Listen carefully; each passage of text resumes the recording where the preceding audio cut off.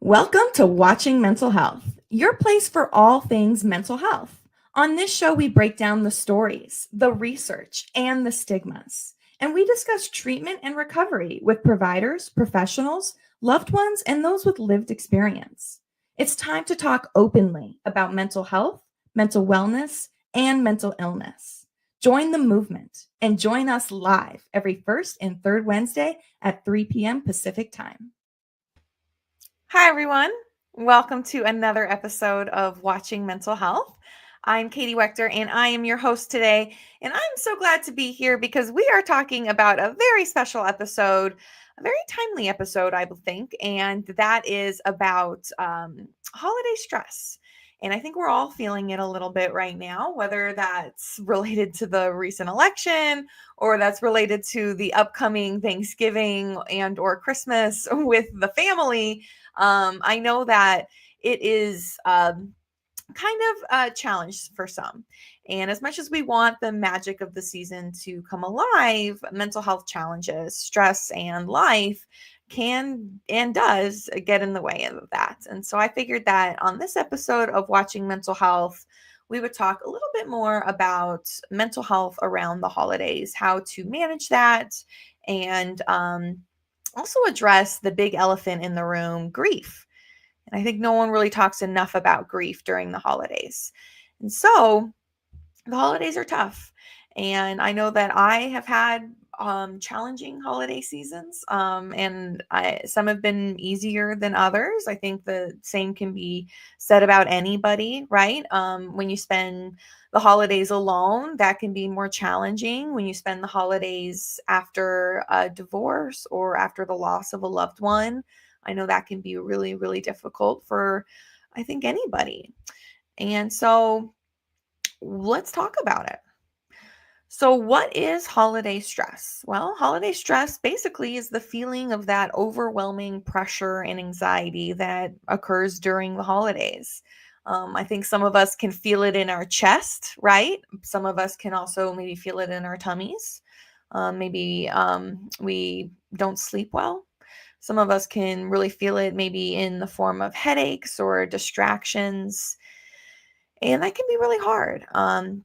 And there are common triggers for holiday stress that happen every single year. And so let's talk a little bit about that. And I think that when we know our triggers, that'll help us to better understand how to address them, how to acknowledge them, and then how to manage them.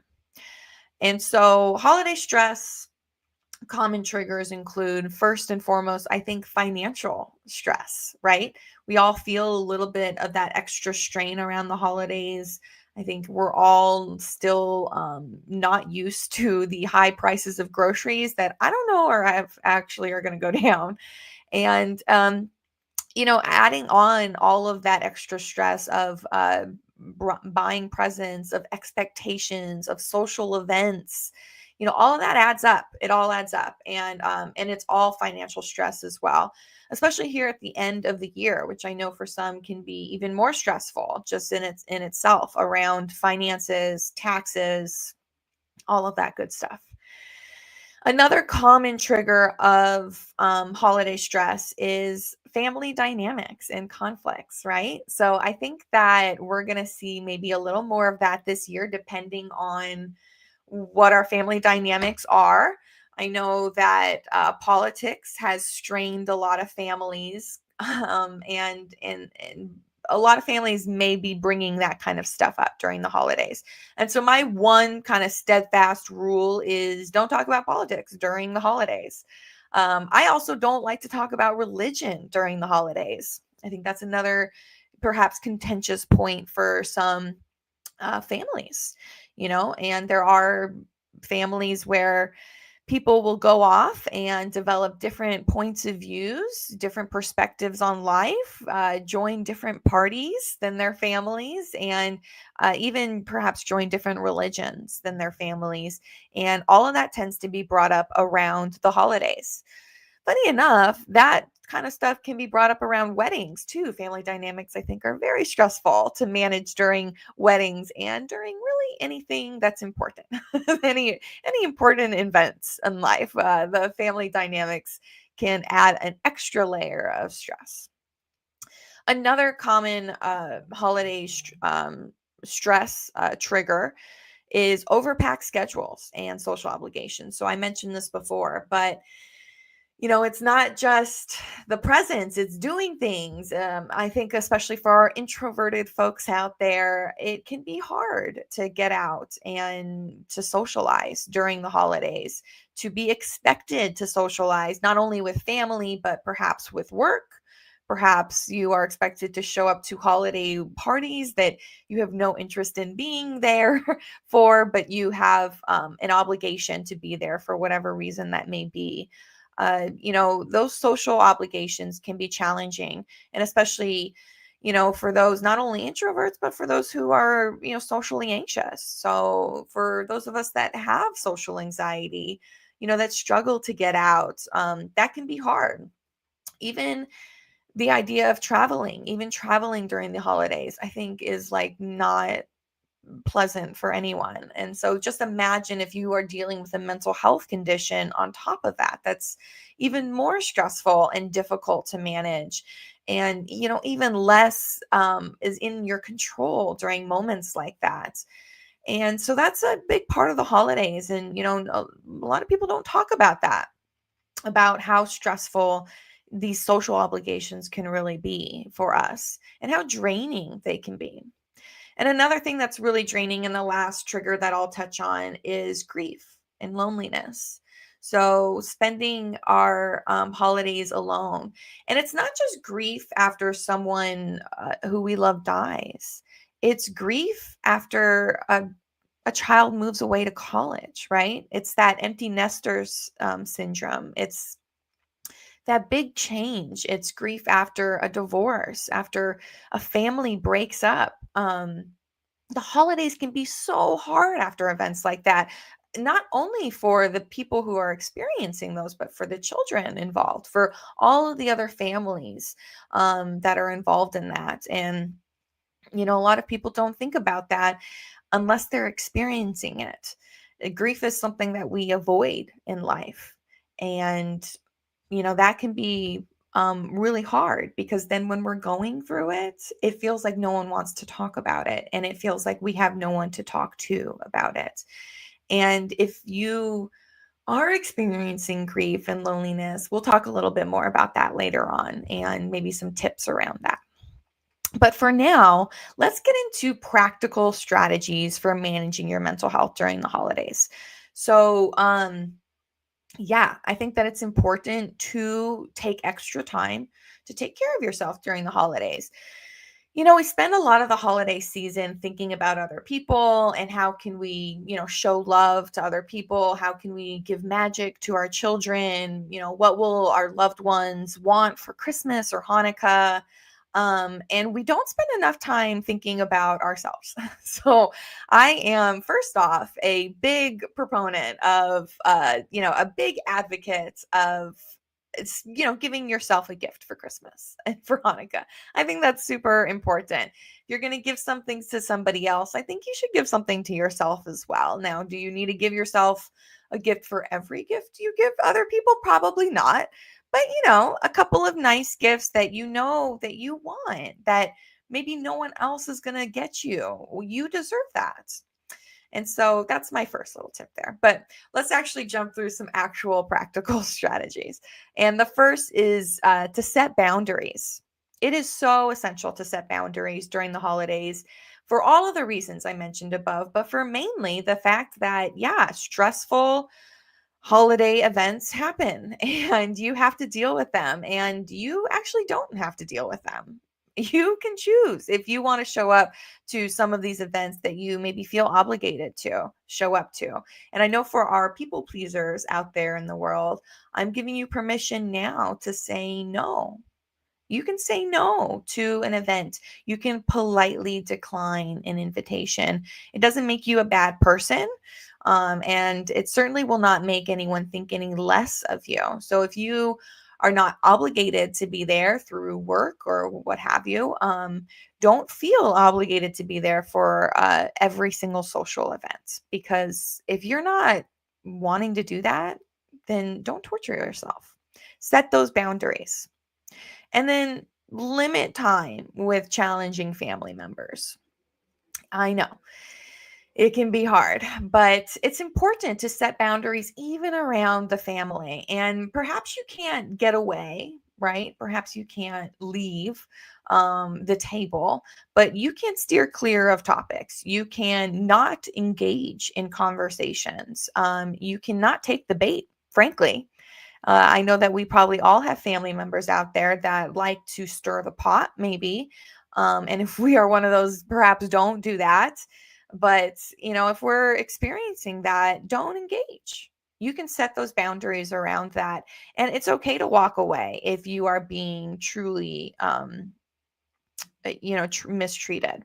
It's okay to put yourself first. And so make sure that you take care of yourself when it comes to difficult family members. And then lastly, around setting boundaries, lower those expectations a little bit. I think that we all, especially for maybe first time moms out there, or for first time families, first time, married couples like myself, we may have bigger expectations around the holidays than what the holidays can provide. And I think that if we, go in with a little bit less of an expectation and a little bit more of a grateful heart, then the holidays won't be quite so hard when it comes to maybe what we're hoping to get out of it, right? But then, really, I think when it comes to managing your mental health around the holidays, is you got to prioritize self care. So that might include scheduling downtime. That might include actually putting in your calendar on your calendar relaxation time or meditation time. That might include, going to the gym, maintaining those healthy eating and exercise habits that I think that we can all maybe let go of a little bit during the holidays. I know I can do that. I've done that essentially. And so I need to get back into the gym, because I know that it's important to keep moving, to keep getting out there, to keep staying active, and to drink enough water. So I think during the winter seasons, a lot of us don't drink enough water. We don't think about it as often. And especially here in Las Vegas, it's cold now. It's not hot. And so we maybe aren't thinking about drinking water the way that we were in the summer times. But it's so important to keep drinking water, because not only in the winter are we in a drier climate, so that in itself can be very challenging to deal with during the winter. I know a lot of people that get those cracked hands during the winter in a drier climate. So it's so important to hydrate your skin, but your insides, right, with water.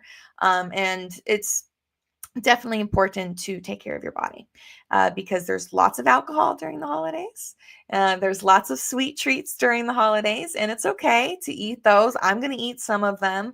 And I know that there's usually a little bit more wine involved, right, than a typical a typical month out of the year. But definitely make sure that you're taking care of yourself in between those moments.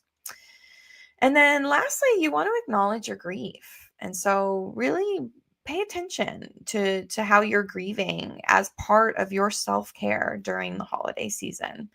And so that might include going into mindfulness techniques. And so that's my next kind of tip for managing your mental health, which is to, not only practice self-care, but to be mindful in that practice. And so that might be practicing deep breathing exercises. I think we can all breathe a little bit more. That might also include mindful eating.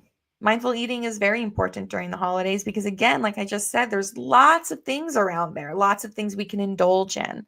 And so we want to be mindful about how much we're indulging and what we're indulging in, and to really appreciate those moments of indulgent, and then to also recognize when you need to come back and take care of yourself a little bit. And so mindful eating is great for that. But another great technique for mindfulness during the holidays is practicing gratitude. We talk a lot about gratitude during November, especially during Thanksgiving, and not everybody feels it. It can be hard to practice gratitude one day out of the year or 1 month out of the year. And that's, yeah, hard for anything to do. If I'm only going to practice painting for 1 month out of the year, I'm not going to get very good at it. And so it's super important to practice gratitude. And there's all sorts of ways to practice gratitude, to do it consistently. So you can do gratitude journaling. I know for a long time, I had a journal that every single day I would take it out, and in the morning, I'd write one thing that I'm grateful for every single morning. And I didn't fill out that whole journal. Okay, I'm human, right? But I filled out about half of it, and I found it the other day, and I went through it, and I loved seeing all of those things that I was grateful for during that time of my life. That is actually a particularly challenging moment in my life. And to see that even in those darker times, I can find gratitude, I think is important to do during the holidays, especially because it is darker during the holidays. People do tend to experience more depression, more anxiety. We do see seasonal affective disorder, which is, that kind of elevated level of depression during the winter seasons. And that typically happens between November, December, when that time change first occurs. It can be really hard, not just on kids, but on adults. Now, I'm a proponent of the time change, but I understand the challenges that comes with it. But then also just the holidays, right? Again, that holiday time in itself can trigger moments of depression, can trigger, symptoms of seasonal affective disorder. And so it's important to do what you can and focus on what you can. And so part of that is that gratitude moment. Gratitude can be so healthy for your mental health. Will it solve mental illness? No, of course not. But it can really help you focus and make room in your brain, in your mind, for those good moments as well. Because the bad moments are going to be there. And so make space for the good ones through things like gratitude journaling, like I mentioned, but then also other aspects of gratitude. There's, waking up every day and saying 3 things that you're grateful for aloud if you don't like writing things down. There's listening to gratitude affirmations. There are all sorts of affirmations out there around gratitude. And so it's a matter of finding what works for you long term. And so then that way you can consistently practice gratitude, because it's kind of like that quote, motivation is like bathing. You got to do it every day. Otherwise it doesn't work. And I think gratitude is similar in that aspect. Another aspect of mindfulness techniques to focus on are focusing on those positive moments in you. Focus on self-compassion. Focus on self-love. Give yourself the gift of magic this Christmas. Maybe you didn't get to grow up with magic. Maybe you didn't get to do the gingerbread house that you always wanted to do. You can do it now. You can do it. Go do something that will give your inner child a little bit of extra love. And I think that's really important to do during the holidays. And then the last technique I'm going to mention around strategies for managing your mental health is to connect with others. And so that may not be your family, right? Maybe your family really stresses you out. Maybe you don't have family, and that's okay. There are others in the world that are seeking connection. And maybe it's time for you to go find a new friend.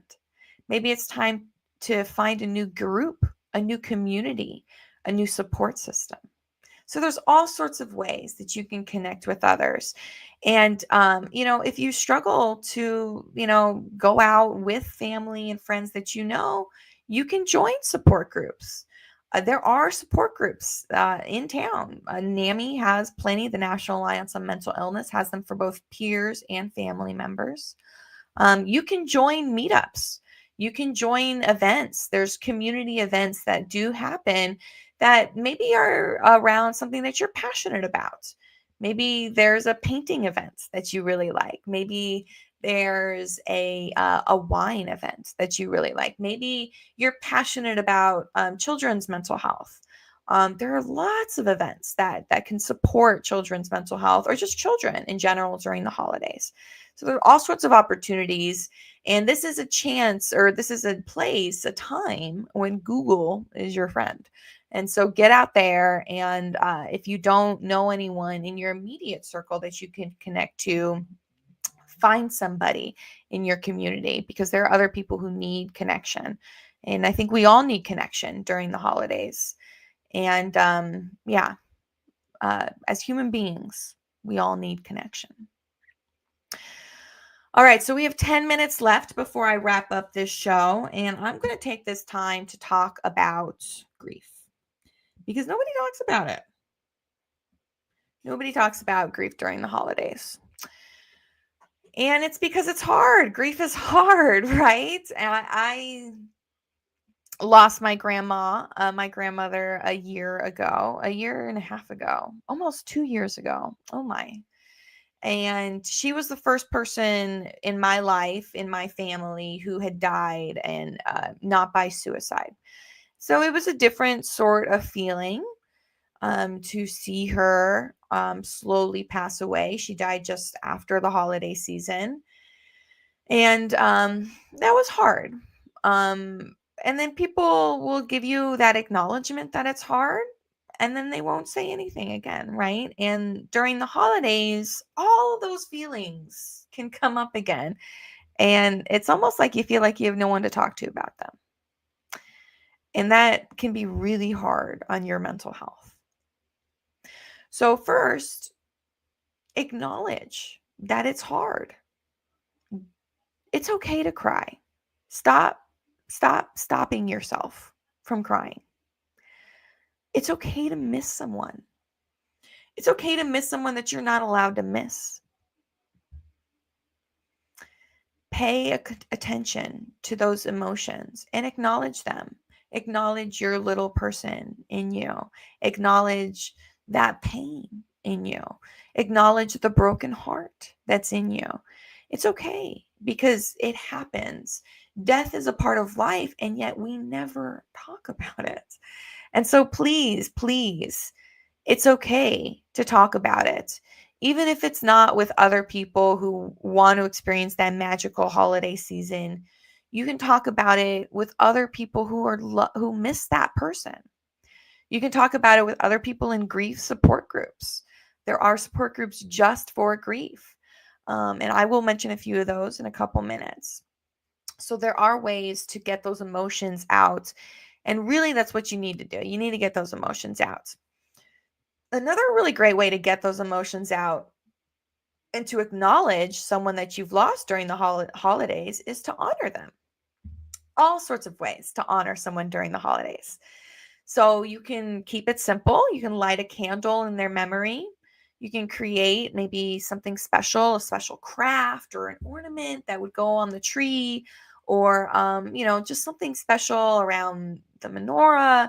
That would be, something you can take out every year, or that you can create every year.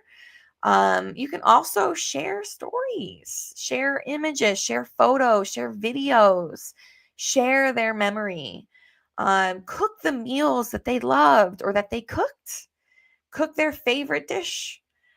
Donate to a charity that they loved in their name. Visit them if they passed away. Visit their gravesite if it's nearby. Give them some flowers on the holidays. That's okay. You can do that, and that's okay to bring other people with you to do that. It's okay to make it an event, to make it an affair. If your loved one deserved that, then they deserve that. So it's okay to acknowledge that and to give them all of the honors that they may, have deserved, or that you truly want to give them. But it's also okay, and it's also important to create new traditions, create brand new traditions. Bake the cookies. Make that gingerbread house that you never got to make. Buy those matching pajamas that are all the rage and all the trends these days. Um, also you can revive old traditions. Make those houses that they used to make, right? Paint those houses that they used to paint, that your grandmother used to paint. Watch old movies, watch new movies. Make it something special. Create a new tradition this year. If you are feeling like you're struggling this holiday season, create a new tradition that you will love, that your little child will love, that your loved ones will love. And maybe that's just you and your best friend. That's okay. Maybe it's just you this year. That's okay. Create a tradition for yourself because you deserve that. And yes, take that time to explore support where you need it. So explore the support groups that exist. There are grief support groups that exist here in Las Vegas. You can absolutely go to, I believe it's Nathan Adelson Hospice. They have support groups. There's also Adams Place. They have support groups. You can go on a website. I found a website called griefshare.org that if you are beyond Nevada, beyond Las Vegas area, you can go in, type in your state, type in your county, see what support groups are nearby that are focused on grief. That's perfect to do that. And it's you're not the only one to do that during the holidays. If you're feeling like you're alone in this, you're not. Trust me. A lot of people are struggling right now, and we're just not talking about it. And so we want to talk about it.